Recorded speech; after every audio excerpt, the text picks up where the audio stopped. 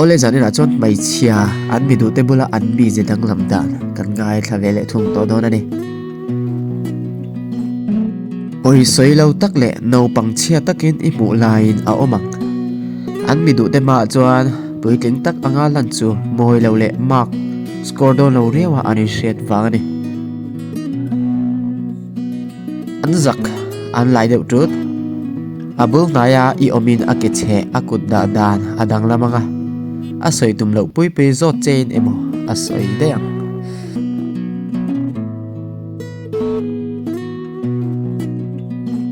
inun lui emo itui zong emo a hrecha kang an mi du te chu an nel deuh tran ta mo tia zo na an nga tran hrit cher an cha ka zo na an zot sek to ze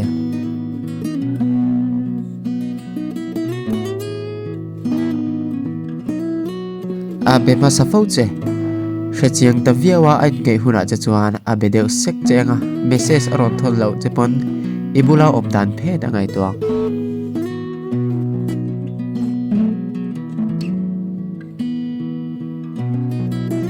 I birthday emo hun poimo dewa thil pe ka pe cheina itan big lewa thil lei emo asiam emo pe cheina bem ve na che ngai la an mi du ma se an thel gam si lo te laka thil pe kan pe mai thin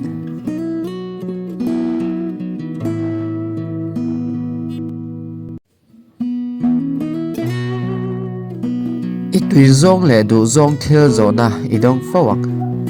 I tui zong tui pui ve dan dur che angai tua ama I nei dan dur phe da ngai tuang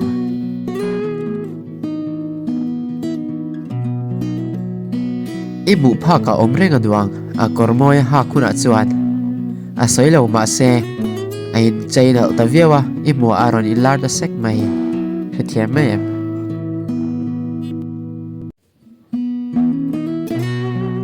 an lim be mu ta fau mai che te hi an mi du lo te ma an nui se ringai lo hethiam ta mai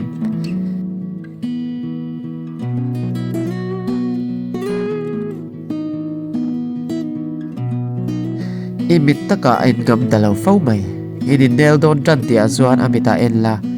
a en len ve ngam dalaw che ai kan tek chu angam dalaw tran ta de si zia chu tran pui che chu no ma te ta riau maya hau te aron ngai ven che ema mo fiam thuai I soi ringot po aron pechak tatlat mai che sathiam mai hem